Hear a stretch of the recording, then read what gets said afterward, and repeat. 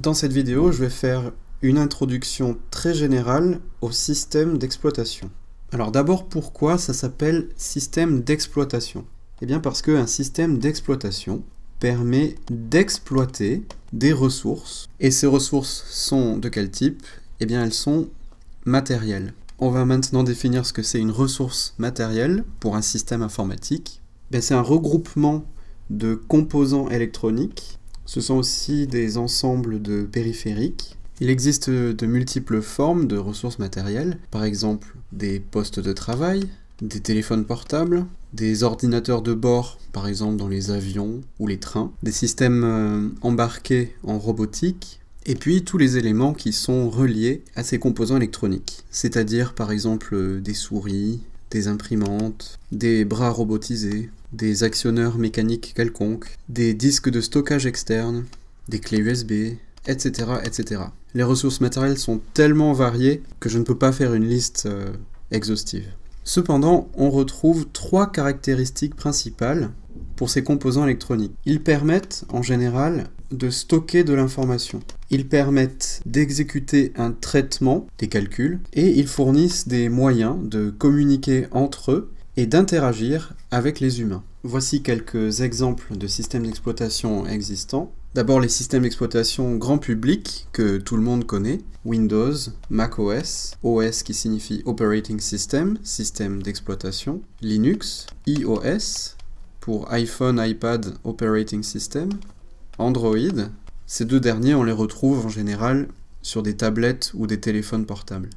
D'autres moins connus sont par exemple VxWorks, le système d'exploitation qui est installé sur les rovers martiens Spirit, Opportunity et Curiosity, ou la sonde Mars Reconnaissance Orbiter, Ouragan, qui est le système d'exploitation des lignes de métro parisiens, ou QNX, un système d'exploitation utilisé en robotique, par exemple dans les aspirateurs robots. Donc on peut représenter le matériel, c'est-à-dire l'ensemble des composants électroniques, comme une seule entité, et le système d'exploitation qui va englober ce matériel pour fournir des services. On appelle aussi cette couche autour du matériel le noyau. Ces services sont utilisés par des applications qui vont faire des appels système qui eux-mêmes vont gérer le matériel, c'est-à-dire exploiter le matériel. Enfin, les utilisateurs vont utiliser les applications.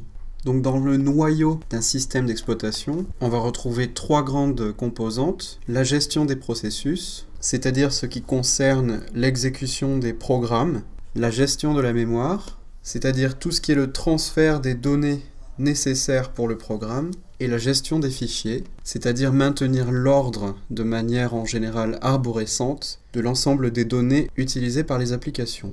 La gestion des processus de la mémoire et des fichiers sont les trois fonctionnalités primordiales pour un système d'exploitation. On retrouve aussi la gestion des entrées-sorties, c'est-à-dire tout ce qui concerne la communication avec l'extérieur, la gestion des communications réseau, et également les interfaces graphiques et les interfaces d'interaction avec les humains. Ceci me permet par exemple de créer cette vidéo. Pour schématiser tout ça, on a un humain, utilisateur d'une application. Cette application va elle-même utiliser le système d'exploitation et ce système d'exploitation va exploiter le matériel. Donc l'humain fait une interaction avec l'application. L'application fait ce qu'on appelle un appel système. Et enfin, le système d'exploitation va gérer le matériel et notamment faire des instructions matérielles. On a aussi d'autres types d'humains, si je puis dire. Celui qui va développer l'application, donc c'est le développeur. Celui-là, c'est l'utilisateur, c'est-à-dire l'utilisateur final de l'application. On a aussi le développeur du système d'exploitation. Et on a l'ingénieur de composants électroniques. L'utilisateur a juste besoin de savoir comment interagir avec l'application. Le développeur doit gérer non seulement l'interaction, mais également les appels système. Le développeur du système d'exploitation doit gérer tous les appels système et les instructions matérielles. Et l'ingénieur de composants matériels va faire attention aux instructions matérielles, notamment fournir de la documentation nécessaire pour le développeur du système d'exploitation.